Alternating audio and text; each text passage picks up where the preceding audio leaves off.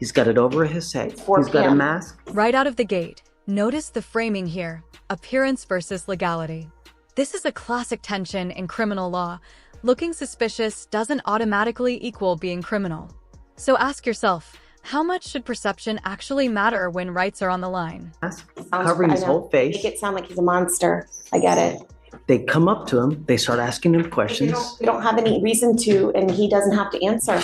It's not illegal to wear a hoodie. And it's not illegal to come as a consensual encounter to talk to you if they live there. No, they can. If there's reasonable suspicion to do so, you have to be able to detain. No, I do not. That person has an absolute right to not answer. This is where things get legally juicy. The distinction between a consensual encounter and a detention is everything. If it's consensual, you can walk away. If it's a detention, the police need reasonable suspicion. The entire case is about to hinge on that single line. Okay. And we haven't arraigned this defendant yet, have we? We have. Oh, we have.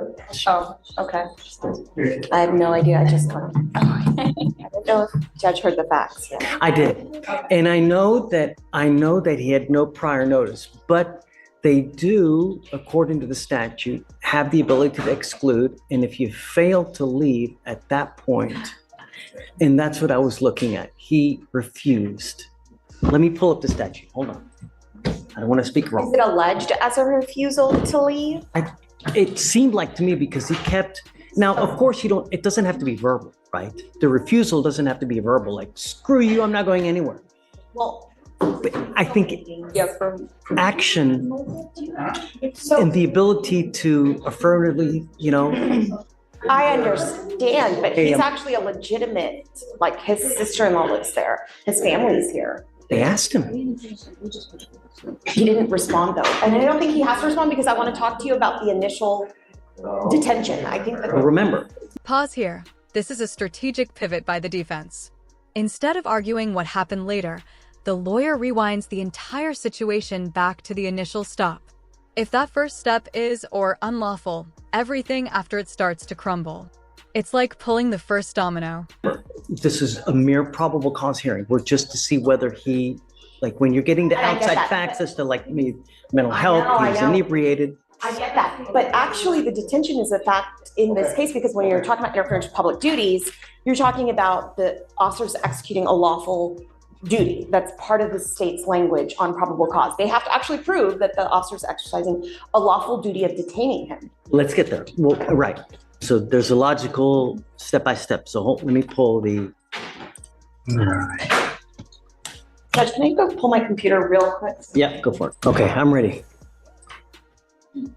Okay. You ready, Shreya? I am. A person commits an offense if the person enters or remains on or in property of another, including residential, agricultural, recreational, vehicle park, building, general residential operation operating as a residential treatment center or aircraft or other vehicle without the effective consent and the person. So we've got the first part of the statute. He's there. Number one, had noticed that the entry was forbidden or received notice to depart but failed to do so. I love that, Judge, but that's not what the state's alleging. They're alleging notice that entry was forbidden, enter and remain without the effective consent. Say it again. This is a subtle but devastating distinction. The statute gives multiple ways to prove trespassing, but the prosecution only charged one. And if they pick the wrong lane, the whole case can fall apart. Precision matters in law more than almost anything else. With notice entry was forbidden, You're intentionally, saying there wasn't notice? the entry was forbidden? Correct. Yes, he's a guest. If they have alleged it as, He didn't say that. sorry? Are they supposed to assume that? He didn't say that. They asked him. I think the detention is illegal in general, but let's just say the detention is valid, okay, Judge? Let's entertain that for a second. Will you read it again? He's a guest. He's walking on the property, walking out. He wasn't just standing around. He was actually walking around. He wasn't entering, he Not wasn't what remaining. They said he's dressed, he's got a hoodie, He's got it over his head. It's 4 He's got a p.m. mask Sounds- covering I his know. whole face. Make it sound like he's a monster. I get it. They come up to him, they start asking him We questions, don't have any reason to, and he doesn't have to answer. It's not illegal to wear a hoodie. and it's not illegal to come as a consensual encounter to talk to someone. Right. So then why does he even have to tell them where he was? They're trying to see if he lives here because it's a high crime area. There's a lot of crime that's going on. They are. So they're trying to detain him. They're trying to question him. Well, they're trying to see whether he lives there. Right. Because they're trying to question him. So that's not consensual, Judge. We can't say it's consensual, but then say if you don't answer. And here's the trap the defense exposes. You can't call something consensual while also punishing someone for not cooperating. That contradiction is exactly what flips cases like this. So think about it. If refusing to answer gets you arrested, was it ever really voluntary? You're going to get arrested for trespass. So that you're telling me that no one can ever go up to a person that's randomly walking on an apartment complex to see if they live there? No, they can. If there's reasonable suspicion to do so. You have to be able to detain. No, I do not think that person has an absolute right to not answer. And just because they don't answer, you cannot arrest them.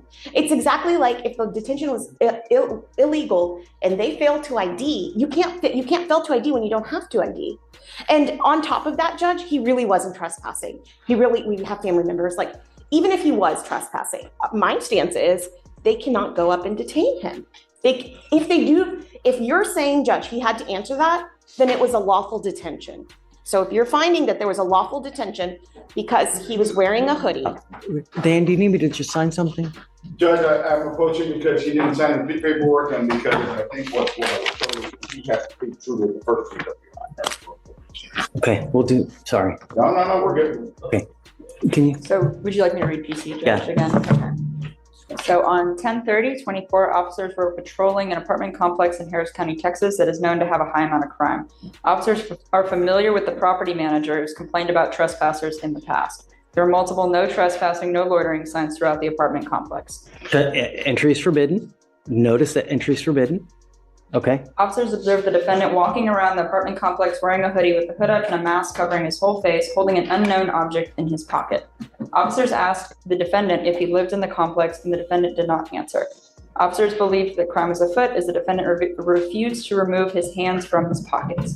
Officers attempted to Terry frisk the defendant for any weapons. Defendant refused to be patted down for weapons. I don't know. I mean, yeah, they just start searching him. Crime is afoot? What crime is afoot? What crime is afoot? I mean, really? I get it. I mean, they're saying that That's crazy. there's reasonable suspicion that he's committed an offense because his hands are in his pocket. And he's wearing a hoodie. I think that in the offense report, it mentioned, or in the DIMS, that it mentions that it looked like there was a bulge in his pocket. I believe that was why the frisk was initiated, but otherwise. And usually, you're right. Usually in that instance, a crime has been committed, right? Like they see someone throw something, or so let's do this. Give me a second. Let me do this plea. Yes, Judge. If you want to reach out to Michael to see if he has anything else, I will, Judge. but yeah. Okay, Judge.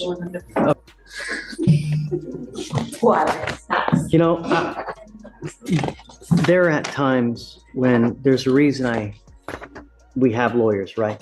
So everybody needs to keep us in check because we're all fallible. We all make mistakes. We all may see it initially one way, and it takes someone else to bring us to see why we make an incorrect decision initially. And initially, I found PC in this case. This is a rare and powerful courtroom moment. Judges almost never reverse themselves mid-hearing, but this is what the system is supposed to look like. Advocacy works, arguments matter, and the law isn't about ego, it's about getting it right. But I see what you mean as far as they come up, they initially just, I guess, start searching, right? They talk to him initially, and then when I guess he doesn't give them an acceptable answer, they just start searching him and frisk him. So, all right, I'll find no probable cause. Well, yeah, obviously it's fruit, right? Fruit of the poisonous tree? Yes. Yeah, okay. All right, I'll just make Thanks. sure. Thank you. Mr. Mack, are you here with anyone today? Yes, sir. Come on up.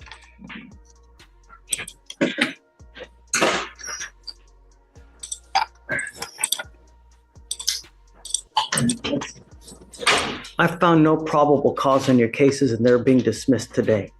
You go back to this location and you go back all covered up like you are with the hoodie, mask covered on in a high crime area. How do you think the officers are going to look at you? Sir. Right. Perception is reality.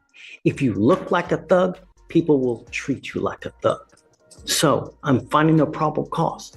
All I'm telling you to do is be careful, because life is difficult, and the older you get, it gets more difficult. If you don't have a future, you're gonna have a terrible life. Life is a journey. It can either be really good or it could be an awful journey where you never do anything in life, ever have no money and never take no vacations. Do you have a child? Sir.